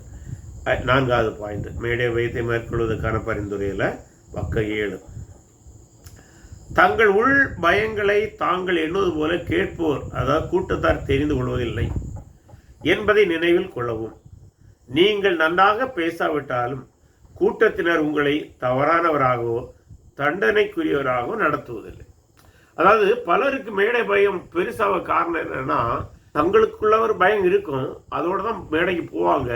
அதோடு இந்த பயத்தை அவங்க கண்டுபிடிச்சிட்டாங்களோ, அல்லது நான் தப்பா பிரசங்கம் பண்ணால் என்ன ஏசி போடுவாங்களோ, அல்லது நான் வெக்கப்பட்டுருவேன் என்கிற தேவையற்ற சிந்தனையோடு மேடையில் ஏறினா அந்த பயம் பெருசாகி கடைசியில் பிரசங்கம் பண்ணவே முடியாமல் போயிடும். ஒரு முறை நான் ஒரு சம்பவத்தை பார்த்தேன். நான் பெங்களூரில் இருக்கும்போது ஒரு பாஸ்ட் மீட்டிங் போயிருந்தேன். அப்போ நான் ஒரு வாலிப வயசு தான். நான் ஒரு ஆடியன்ஸாக தான் போயிருந்தேன். அங்கே ஒரு பெரிய செமினார் நடத்தினாங்க. அதில் ஒரு வெள்ளைக்காரர் பேச வந்தார். அவருக்கு மொழிபெயர்க்கிறதுக்கு ஒரு ஆளை அழைத்திருந்தார்கள். அவர் நல்லா படித்தவர் தான், திறமை உள்ளவர் தான், அதில் எந்த மாற்று கருத்து கிடையாது. ஒருவேளை அவருக்கு மொழிபெயர்த்து பழக்கம் இல்லையா என்று தெரியவில்லை. ஆனால் பலர் சொன்னாங்க அவருக்கு பழக்கம் உண்டு, ஆனால் இவ்வளோ பெரிய காங்கிரிகேஷன் அவருக்கு பழக்கம் இல்லை. ஏன்னா 2000 மேற்பட்ட ஊழியர்கள் இருந்தார்கள். அவர் என்ன நல்லா கவனித்தேன், அவர் பிரசங்கி அல்ல, இவர் இத்தனைக்கும் அவர் பிரசங்கி கூட அல்ல, அவர் மொழிபெயர்க்க தான் போயிருந்தார். அவர் மொழிபெயர்த்து கொண்டிருக்கும் போது முதலாவது பெருவிரல் ஆரம்பித்தது. பெருவிரல் என்றால் காலில் உள்ள பெருவிரல். நான் இதை கவனித்து கொண்டிருந்தேன், ஏன்னா நான் மேடைக்கு முன்பக்கம் இருந்தேன்.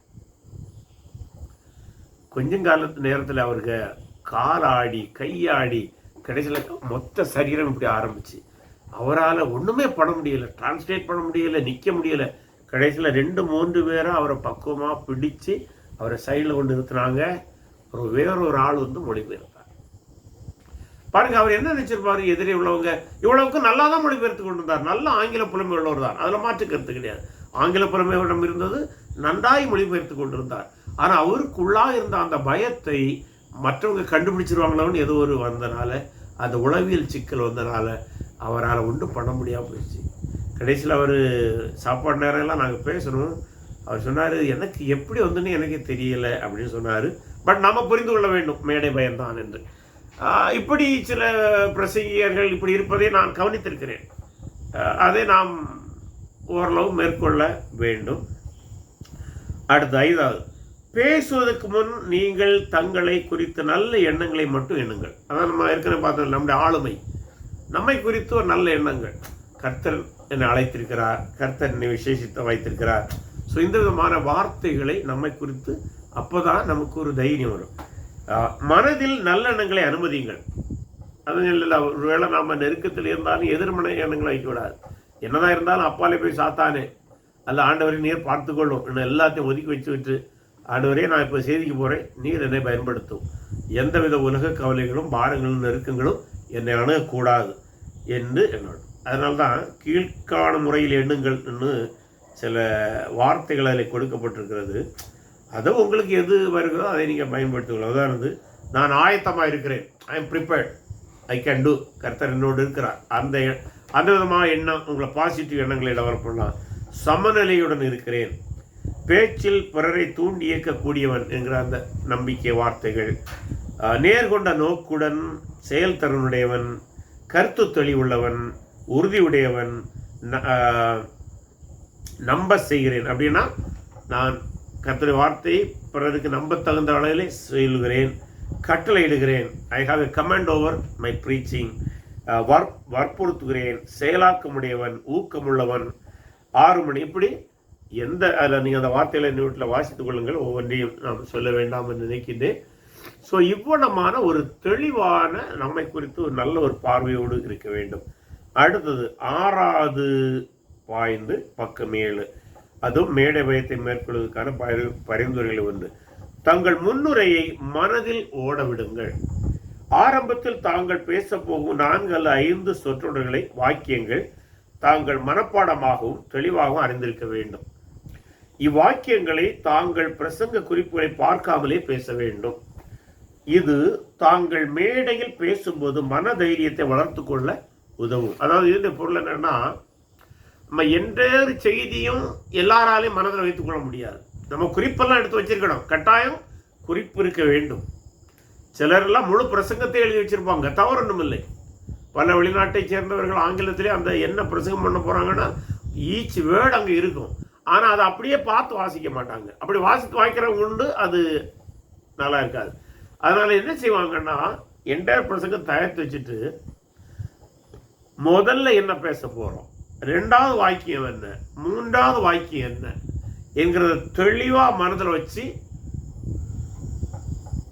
ஆரம்பிப்பாங்க. ஏன்னா ஒரு 4-5 வாக்கியம் ஒரு 2-3 நிமிஷம் நீங்க பதட்டம் இல்லாம நேரடியா காங்கிரிகேஷனை பார்த்து சொல்லிட்டீங்கன்னாலே உங்களை அறியாமலே உங்களுக்கு ஒரு தைரியம் வந்துடும், இனி நான் மேடையை சமாளித்துக் கொள்ளலாம். அதன் பின்பு அவ்வப்போது உங்களுடைய ஜெப குறிப்புகளை பார்த்து, மன்னிக்கவும், ஜெப குறிப்பில் உங்களுடைய செய்தி குறிப்புகளை பார்த்து நீங்கள் பிரசங்கம் பண்ணீங்கன்னா மக்களுக்கும் தெரியாது, இவர் கரெக்டாக தான் போயிட்டு இருக்கிறாரு, இவர் பார்த்து பிரசங்கி பண்ணலை அப்படின்னு. இப்போ பார்த்து பிரசங்கம் பண்ணாலும் தவறு ஒன்றும் இல்லை, ஆனால் இப்படியே பார்த்துட்டு இருந்த பிரசங்கம் பண்ணுவதா தவறாக மாறும். ஆகவே இந்த குழப்பங்களை தவிர்ப்பதற்கு என்ன பேச போறோங்கிறத முதலில் சில வாக்கியங்களை தொடர்ந்து மனதில் தலைப்பு உட்பட, தலைப்பு இன்னும் ரெஃபரன்ஸ் வசனம், அந்த வசனம் முடியுமானா முழுமையாக அந்த வசனத்தை மனப்பாடம் செய்யலாம், அல்லது பைபிள் படிக்கலாம், தவறொன்றும் இல்லை. அந்த விதமாக அடுத்தது எப்படி ஆரம்பிப்பேன் என்பதெல்லாம் தெளிவாக மைண்டில் இருக்கணும். உதாரணமாக நம்ம ஒரு பிரசங்கத்துக்கு போகிறோம்னா, எனக்கு இந்த தருணத்தை தந்த ஆண்டவராகிய தேவனை நான் ஸ்தோத்திரிக்கின்றேன். அதுபோல் எனக்கு இங்கே வாய்ப்பளித்த சபை போதகர், சபை கமிட்டி, உதவி போதகர்கள், சபையாராகிய உங்கள் அனைவருக்கும் என்ற நன்றியை தெரிவித்துக் கொள்கிறேன். நான் இன்று பேச வந்திருக்கிறதான தலைப்பு இன்ன தலைப்பு. இந்த வசனத்திலிருந்து நான் செய்தி கொடுக்க விரும்புகின்றேன். நாம் யாவரும் ஜபத்தோடு இருந்து செய்திக்குள்ளே கடந்து செல்வோம். ஏன்னா அப்படி கொஞ்ச நேரம் நீங்கள் சொல்லிட்டீங்கனாலே உங்களுக்கு கான்ஃபிடன்ஸ் வந்துடும். ஸோ இவ்வளமாக இதைத்தான் தொடங்கி இதைத்தான் செய்ய போகிறேங்கிற தெளிவான பார்வை இருக்க வேண்டும். இதில் கூட சில வேளை உங்களுக்கு ஒரு சின்ன டிப்ஸாக தரதாக இருந்தால், அந்த மேடை பேச்சு ஆரம்பிக்கும் போது சின்ன பயம்பரம் வரும்னா நீங்கள் அந்த மேடையை ஓரளவு பிடித்து கொள்ளலாம். அது உங்களுக்கு காண்போம். ஆனால் கடைசி வரை அப்படியே பிடிச்சிட்டுனாலும் அது ரகசியம். அதனால் அப்படி ஓரிரு நிமிடங்கள் அப்படி இருந்து ஒரு தைரியத்தை அப்படி வந்த பின்பு நீங்கள் இயல்பாக கைகால் அசைத்து அந்த பிரசங்கங்களை ஆரம்பிக்க வேண்டும், தொடர வேண்டும். அடுத்தது 7வது பாயிண்ட், பக்கம் 8. உறுதியுடனும் மனதைரியமும் செயல்படுங்கள். பேசும்போது கூட்டத்தினர் கண்களை நேராக பார்த்தவாறு பேசுங்கள். அப்படின்னா தைரியமாக, அதான் அந்த மேடை பேத்த அப்படி கொஞ்சம் மேற்கொண்டு ஆண்டவருக்கு மேலே பாரத்தை போட்டு தைரியமாக பேச வேண்டும். பேசும்போது நம்முடைய அந்த எதிரே இருக்கிற சபை மக்களுடைய கண்களை பார்க்க வேண்டும். இந்த கண்களை பார்க்கறோன்னா இப்படி பார்த்துட்டு இருக்கக்கூடாது. அப்படியே நம்முடைய கண்கள் அப்படியே ரவுண்ட் அடிச்சுட்டே இருக்கணும். ஒரே ஆளை அப்படி ஒரு செகண்ட் தான் பார்க்கணும். அது கீழே இன்னும் வரோன்னு நினைக்கிறேன். அந்த நேரம் அதை நான் கொஞ்சம் கூட டீட்டெயிலாக பேசுகின்றேன். ஆகவே பார்வை பறந்து போய்கொண்டே இருக்க வேண்டும். இப்படி போய் வந்து கொண்டே இருக்க வேண்டும். சவனமாக நாம் பேச வேண்டும். அடுத்ததாக இன்னும் சில வேளை கொஞ்சம் அந்த மேடை பயத்தை மேற்கொள்வதற்கு வேறு உடல் ரீதியான சில டிப்ஸ் இருக்கிறது. உடல் ரீதியான மன இறுக்கத்தை குறைப்பதற்கான ஆலோசனை, ரிலாக்ஸேஷன். ஏன்னா பல வேளை நம்ம மேடையில் போய் பிரசங்கம் பண்ண இருக்கும்போது ஒரு மன இறுக்கத்தோடு இருப்போம். எனக்கு கொஞ்சம் மேடை பயம் இருந்தால் அதை என்ன செய்யணும்னா, நீங்கள் மேடையில் போகும்போதே பாயிண்ட், இருக்கையில் நேராக நிமிர்ந்து உட்கார்ந்து உங்கள் முன்னிருக்கும் சபையோரை பார்க்க வேண்டும். அப்படின்னா நம்ம இப்போ மேடையில் இருந்து இப்படியெல்லாம் இருக்கக்கூடாது. நேரடியாக இருந்து அது அந்த கொஞ்சம் சாய்வுன்னா சாய்ந்து இருந்து கொள்ளலாம், தவறு இருந்து விட்டு மேடையில் போய் சிலர் நம்ம ஜெபிக்கிற போல இப்படி பவ்யமாக இருப்பாங்க. அது ஜெபிக்கிறதுனாலன்னு சொல்ல முடியாது, ஜெபித்து கொண்டு இருக்கலாம். ஆனால் பெரும்பாலும் பேர் அவங்க பயந்து தான் அப்படி இருக்கிறது. அப்படி இருக்கக்கூடாது. நமக்கு அந்த மேடை பயம் மாறணும்னா மேடையில் போய் ஒருவேளை நம்ம பாஸ் நம்மளை முன்னே வந்து உட்கார சொன்னாங்கன்னா அதில் இருந்து கொண்டே நேராக இருந்து கொண்டு நமக்கு எதிரே இருக்கிற சபை மக்களை முதல்லையே பார்க்க ஆரம்பிக்கணும். யார் யார் எங்கே இருக்கிறா. ஒருவேளை ஆட்கள் தெரியாமல் இருந்தாலும் பிரச்சனை இல்லை. சும்மா அந்த பெஞ்சு எங்கெல்லாம் இருக்குது, பெஞ்சை எப்படி அமைச்சிருக்கிறாங்க, நம்ம பின்னால் செய்தி கொடுக்கும்போது நம்முடைய பார்வையை எந்த விதமாக கொண்டு போக வேண்டும் என்னெல்லாம் ஒரு அப்படியே மதிப்பிடும் போதே நமக்கு மேடையில் கொஞ்சம் ரிலாக்ஸ் ஆகிடும். மன ரீதியாகவும் ரிலாக்ஸ் ஆகிடும், சரீர ரீதியாகவும் ரிலாக்ஸ் ஆகிடும். ஏன்னா அந்த காங்கிரிகேஷனை நான் பார்க்கலாங்கிற எண்ணம் வந்துடும். சிலருக்கு என்னென்னா அந்த மேடை பயத்தமாக்குறதுக்கு அப்படியே கண்ணை மூடிட்டு மேடையில் இருந்துட்டு அப்படியே இருப்பாங்க. அதே டென்ஷனை உண்டாக்கிடும். ஆகவே அப்படி செய்ய வேண்டிய தேவையில்லை. 2வது, சீராகவும் இதமாகவும் மூச்சு விடும். அப்படின்னா மேடையில் போய் இருந்துட்டு அந்த ஒரு டென்ஷன் அப்படியே மூச்சை பிடிச்சி அப்படி இல்லை. நீங்கள் தேவையான கொஞ்சம் மேடையில் இருந்துட்டு உங்களுக்கு மற்றவங்களுக்கு தெரியாமல் அப்படி மூச்சை இழுத்து விடும்போது நம்மளை உள்ளால ஒரு ரிலாக்ஸ் ஆகும். அதாவது ஒரு தடவை ஒரு ஆள் மூச்சு விட்டார் என்னை பக்கத்தில் இருந்துட்டு, அப்படி இல்லை பண்ணக்கூடாது. அப்படி பண்ணியாச்சுன்னா அது அசிங்கமாக தெரியும், நம்ம டென்ஷனாக ஏதோ இருக்கிறோன்னு புரிஞ்சு கொள்வாங்க. அதனால் நம்ம மூச்சு இழுக்கிறதும் விடுறதும் பக்கத்தில் இருக்கணும் கூட தெரியக்கூடாது. அப்படி மூச்சை இழுத்து விட்டு கொஞ்சம் ரிலாக்ஸ் ஆகணும். அது நம்முடைய சரீர மன இறுக்கத்தை கொஞ்சம் குறைக்கும்.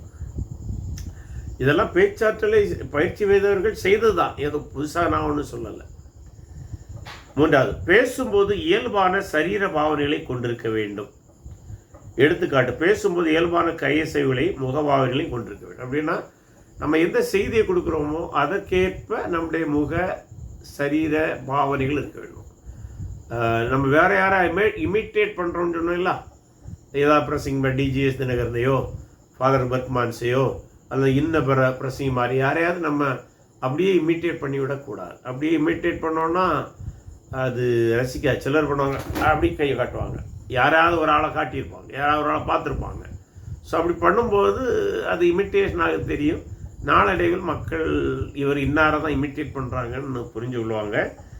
ஸோ இயல்பாகனா அந்த செய்திக்கு ஏற்ற மாதிரி நமக்கு வரும். புரிஞ்சுல? இப்போ ஆண்டவராக இயேசு கிறிஸ்து பரலோகத்திலேருந்து இறங்கி வருவார்னா இப்படி கையை காட்டலாம், இப்படி காட்டக்கூடாது, இப்படி இறங்கி வரும் அது. ஸோ அந்த விதமாக இயல்பான சரீர அசைவுகளை நாம் கொண்டிருக்க வேண்டும். இப்படி செய்யும்போது நம்முடைய மேடை பயம் மாறும். ஆகவே இன்றைக்கு நான் பார்த்ததில் செய்தியாளர் மனதில் வைக்க வேண்டிய முக்கியமான காரியங்கள், பேச்சாளருடைய சுய மதிப்பீடு, ஆகியவை எப்படி வளர்த்து கொள்வது, பிரசங்கியாக இருக்க வேண்டிய முன் நிபந்தனைகள், மேடை பயம் போன்றவர்களை நாம் பார்த்துருக்கிறோம். இனி மேடை பேச்சுடைய மாதிரி அல்லது பப்ளிக் ஸ்பீக்கிங் ஸ்டைலை நம்ம கர்த்தர் சித்தமானால் அடுத்த வகுப்பிலே நாம் பார்க்கலாம். இப்போது உங்களுடைய கருத்துகளோ இல்லை சிந்தனைகளோ இருக்குமானால் அது இந்த நேரத்தில் பகிர்ந்து கொள்ளலாம். சில டைம் நம்ம அதாவது ஒரு கூட்டத்தில் போயிருப்போம், திடீர்னு அவங்க தெரியாம நம்மளுக்கு நிற்க வச்சு பண்ண சொல்லுவாங்க. அந்த டைம்ல தான் நமக்கு வந்து சில ஒரு பதட்டம் வரும். அந்த சுவிசேஷத்தை சொல்றதா இல்லைன்னா எதை பிரசங்கிக்கிறது, எந்த டாபிக் அப்படின்ட்டுனா அப்போ டக்குன்னு யோசிக்க கூட அந்த டைம் இருக்காது. அந்த மாதிரி ஒரு சிச்சுவேஷன்ஸும் நிறைய ஃபேஸ் பண்ணிருக்கோம். ஆமா, அது சில வரலாம். பதட்டம் ஒரு மாதிரி இருக்கலாம். ஆமா, அது அது நீங்க சொன்னது சாத்தியம்தான். அதை அவாய்ட் பண்ணணும்னா என்ன செய்யணும்னா, அதான் எந்த நேரமும் நம்ம பிரசங்கம் பண்ண தயாராக இருக்க வேண்டும். ஆனாலும் இப்படி வரலாம். அதனால தான் நம்ம அந்த பொதுவான ஒரு இறையியல் தெளிவு பார்வை நமக்கு இருக்கணும்னா அந்த பதட்டத்தை ஈஸியாக ஓர்க்கொள்ளலாம். ஒன்று. ரெண்டாவது, இப்போ நம்மளை திடீர்னு ஒரு பிரசங்கம் பண்ண சொன்னாலும் நம்ம வந்து மனதில் எப்போவுமே இந்த மீட்டிங் எதை சார்ந்ததுங்கிற எண்ணம் நமக்கு இருந்திருக்கணும். அப்போது உதாரணமாக ஒரு ஃபேமிலி கெட் டுகெதரில் டக்குன்னு பேச வச்சுட்டா கூட நமக்கு ஓரளவு ஃபேமிலியை பற்றி நமக்கு தெரியும் இல்லை, அதுக்கேற்ற வசனங்களை எடுத்து நமக்கு தெரிந்ததை ஓரளவு சொல்லலாம். ஆகவே அந்த அக்கேஷனை பற்றி ஒரு அறிவு இருந்தால் போதும். அல்லது அவங்கள்ட்ட கூட ஒரு வார்த்தை கேட்கலாம், ஐயா நீங்கள் இப்படி என்ன திடீர்னு பிரசங்கம் பண்ண சொல்கிறீங்க, நான் எதை குறித்து பேசுகிறது நீங்கள் விரும்புகிறீங்க அப்படின்னு கேட்கலாம். அப்போ அவங்க அந்த டாப்பிக்கை சொல்லுவாங்க. அல்லது நம்மகிட்ட சொல்லுவாங்க, இல்லை உங்கள் சாய்ஸில் பண்ணுறீங்கன்னு. அப்போ உங்கள் சாய்ஸில் பண்ணால் நம்ம ஏற்கனவே பிரசங்கம் பண்ணி எங்கேயாவது பண்ணியிருந்த ஒரு செய்தியை கூட கொடுக்கலாம், அதை இந்த இடத்துக்கு சூட்டபிளாக கொடுக்கலாம். அதனால் அதில் ரொம்ப பதட்டப்பட வேண்டிய தேவையில்லை. அதனால தான் எப்போவுமே ஓரிரு வசனங்கள் அல்லது ஓரிரு டாப்பிக்கில் நமக்கு ஒரு அறிவு அல்லது ப்ரிப்பரேஷன் எப்போவுமே நமக்கு இருக்கணும். உதாரணமாக ஒரு சுவிசேஷ பிரசங்கத்தை எந்த இடத்துல செய்வதற்கு ஒரு ரெடிமேடு பிரசங்கத்தை நம்ம கையில் வச்சுருக்கலாம். அதை அந்த இடத்துக்கு ஏற்ற மாதிரி கொஞ்சம் மாடிஃபை பண்ணிடலாம். அதாவது செய்தியை ரட்சகர் இயேசு கிறிஸ்து என்பதை மாடிஃபை பண்ண முடியாது, அதில் வருகிற துணை வசனங்களை பண்ணிக்கொள்ளலாம். அதுபோல் குடும்பத்தை குறித்து ஒரு சின்ன செய்தி எப்போவுமே நமக்கு இருக்கலாம். இளைஞர்களை குறித்து ஒரு செய்தி இருக்கலாம். சபை வளர்ச்சி, ஜெபம், கிறிஸ்தவ வாழ்க்கை, இப்படிப்பட்ட சில செய்திகளை எப்பவுமே ரெடியாக வச்சுருந்தோம்னா எந்த சூழ்நிலையிலையும் நம்ம பதட்டம் அடைய வேண்டிய தேவையில்லை. தேவையான இடத்துல கொஞ்சம் மாடிஃபை பண்ணிடலாம். அல்லது 2-3 செய்திகளை தொகுத்து ஒரு செய்தியாக கூட புதுசாக கொடுக்கலாம். உதாரணத்துக்கு ஒரு பலதரப்பட்ட மக்கள் இருக்கிறாங்கன்னா திடீர்னு செய்தியை சொல்லிட்டா கூட நம்ம என்ன செய்யலாம், அந்த குடும்பத்துக்கு ஒரு வார்த்தைங்க, இளைஞர்களுக்கு ஒரு வார்த்தை, ஜெபத்தை குறித்த ஒரு வார்த்தை, இப்படி மிக்ஸ் பண்ணி கூட அதை ஓரளவு சமாளிக்கலாம். அப்படி நம்ம ஒரு ஹேபிட் வந்துட்டுனா எந்த சூழ்நிலையிலும் நம்ம பிரசங்கம் பண்ண தயங்க வேண்டிய தேவையில்லை.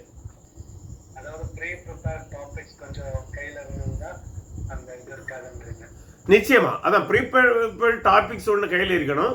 இதில் வேற ஒரு நல்ல மெத்தட் உங்களுக்கு சொல்லித்தாரேன். ஏதாவது ஒரு நிருபத்தை நீங்கள் நல்லா தரோ பண்ணி எப்போவுமே வச்சுருக்கணும். அப்போது பொதுவாக எல்லா நிருபங்கள்லையும் எதை சொல்ல எல்லா ஏரியாவும் கவர் பண்ணி வரும். உதாரணமாக எபேசியர் நிருபத்தை எடுத்தீங்கன்னா கிறிஸ்தவ வாழ்க்கை, ரட்சிப்பு நிச்சயம், குடும்ப வாழ்க்கை, வாலிபருடைய வாழ்க்கை, பணியாளர் வாழ்க்கை, எஜமானுடைய வாழ்க்கை, இப்படி கிறிஸ்தவ ஆவிக்குரிய வாழ்க்கையுடைய போராட்டம், இப்படி ஏராளமான டாபிக் ஒரே நிருபத்தில் இருக்கும்.